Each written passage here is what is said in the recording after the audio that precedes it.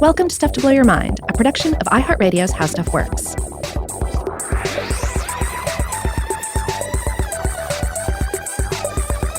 Hey, welcome to Stuff to Blow Your Mind. My name is Robert Lamb. And I'm Joe McCormick, and today we're going to be talking about a concept in psychology, but I thought we should get there with a little bit of sci-fi story time. Yeah, let's do it. Let's unearth one of the classics here to help us better understand this really, I think, kind of intimidatingly named concept. Yeah, it's actually, I think, a fairly straightforward concept once you see it in the context of a story. Yes. So gather ye round the fire, and let me tell you a tale of how one day the Wayland commercial towing vessel, the USCSS Nostromo, was in transit returning a few million tons of ore from an off-world mining planet. I guess you recognize what this is now, Robert. Oh, this would be Ridley Scott's Alien. Of course it is. So, in the middle of its return journey, the crew of the Nostromo was awakened by a distress beacon emanating from a desolate, uninhabited, windswept planet with no indigenous life. So the ship unhitched from its cargo and it set down on the planet to investigate. 3 officers, including the captain, Dallas, left the ship in EVA suits to locate the source of the distress call, leaving the warrant officer, Ellen Ripley, in charge of the vessel until their return. So she's in command now. And while the party is away, Ripley sits in a cold room, alone, breathing stale air, analyzing the distress signal from the beacon. And she begins to have a hunch that the signal is not actually a call for help, but a warning to stay away. After a few hours, the surface party returns with 2 crew members carrying a 3rd member named Kane, who is unconscious. And the captain of the ship, Dallas, he was a member of the away party, he asks Ripley to open the hatch and let them inside. And Ripley, she wants to ask a few questions first. She asks, "What's wrong with Kane?" Dallas tells her that he has something attached to him. Ripley asks, "Well, what is it?" Dallas says it's some kind of organism, and he orders her to open the doors and let them in. Ripley refuses. She says it's against procedure to let an unknown organism on board, and Kane will have to be kept outside in quarantine for 24 hours. Dallas says Kane could die in 24 hours and tells her again to let them inside. Again, Ripley refuses, saying that the quarantine procedure must be obeyed. Furious, Dallas overrides her and then gets another crew member, Ash, played by Ian Holm, to use his authority as captain to have the doors opened anyway. They bring Kane inside and take him to medical bay, where Ian Holm waits. And of course, everything else in the film spirals out from this. Ash, of course, we later find out is synthetic. He's an android. Yeah. And so he has some key programming and some key directives from the company that are influencing his excitement here as well. But I don't want to ask about Ash quite yet. I want to ask about Ripley and Dallas. In analyzing this scene, I just want to ask a couple questions about the characters' behaviors. Number 1, why did Ripley refuse to let her crewmates back inside? And number 2, why did Dallas override her? Now, you could answer these questions a million ways, right? But there's one fundamental type of distinction you could make in the answers that we want to focus on today. And that's the distinction between explanations that appeal to circumstances and explanations that appeal to disposition or character. So some answers to these questions that could appeal to disposition. How about Ripley refused because she is inherently lawful and orderly. She obeys rules in general and appreciates that the procedures exist for a reason. That seems to, you could characterize it like that, right? Yeah, as we'll discuss, I think that's a very easy characterization to make here. You could also say that she's calm under pressure. She's logical in working out the consequences of deviating from procedure.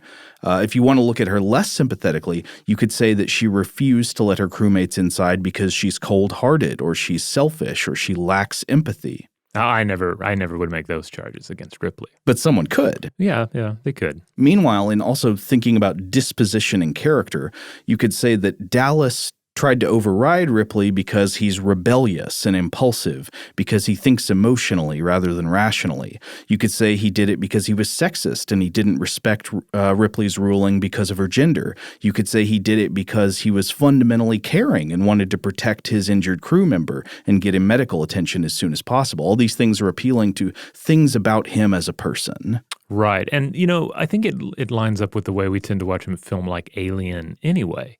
You mentioned the stale air. Yeah. And I had to hold back from jumping in and saying, well, I don't know. I never thought the air was stale on the Nostromo. I always thought it would be like this, especially in those really pristine white settings, that it would have this rich, comforting smell of air conditioning, like a really well air-conditioned house during the summer. Which for some reason is like something that I get kind of nostalgic for. I don't know. It looks stale to me. I mean, you can almost kind of see a film on the surfaces in that bridge room. Well, a little bit. But at any rate, we tend to watch a film like Alien and we focus on the characters, the monster, and then we tend to pick up things about the setting and the environment secondly. If you're going to see somebody that is written about Alien, or they're probably going to be focusing on characters or monsters, monsters biology. They're probably not as concerned with, for starters, some of the aspects that we're going to be talking about here today. But those aspects, like the environment, the setting, they are crucial if you want to invoke the other kind of answer.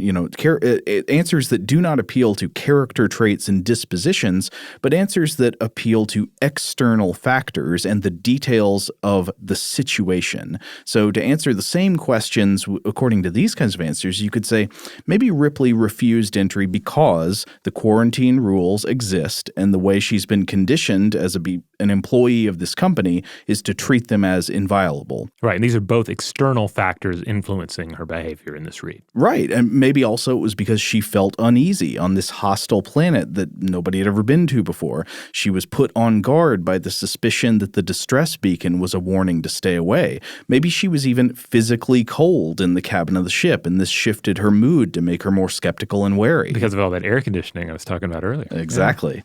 Yeah. And then you could do the same thing for Dallas. Maybe Dallas ignored her, tried to override her because he was in a unique and terrifying situation. He had a crew member with an alien attached to it, attached to his face. That's not normal. This was completely novel and terrifying, causing him to panic. Maybe he ignored her because he'd been breathing heavily on his surface walk and was experiencing mild hyperventilation, and this was clouding his judgment.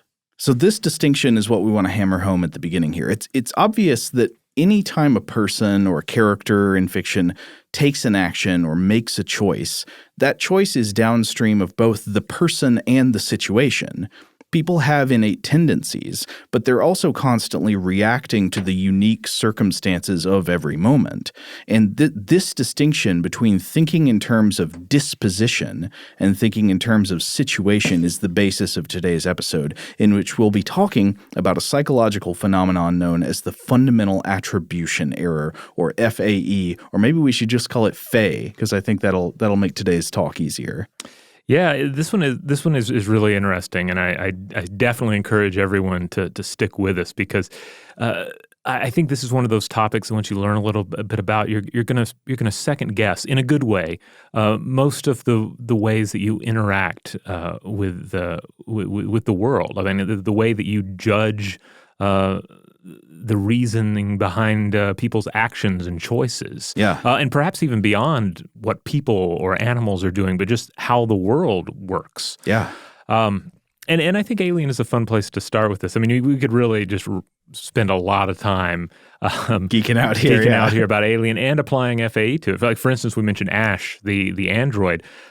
Being a synthetic human, being created by humans, he's kind of a simplified model of what humans are. And even in him, we see this kind of conflicting thing. Like, is Ash ultimately an antagonist in this film because of his internal programming, or is it more to do with that external command from the company? Yeah, exactly. I mean, so a robot is in a way like a human here. Robots have programming, they have internal, kind of a nature to them, but then there are also external factors. There are the inputs they're reacting to.